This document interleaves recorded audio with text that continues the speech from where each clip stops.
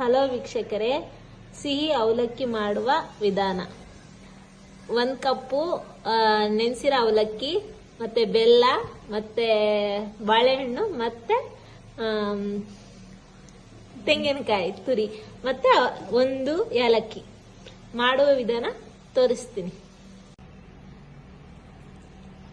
ನೆನೆಸಿದ ಅವಲಕ್ಕಿ ಹಾಕಿ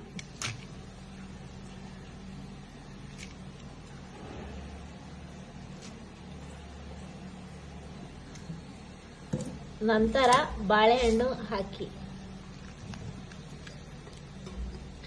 ನಂತರ ಕೊಬ್ಬರಿ ಹಾಕಿ, ನಂತರ ಬೆಲ್ಲ ಹಾಕಿ,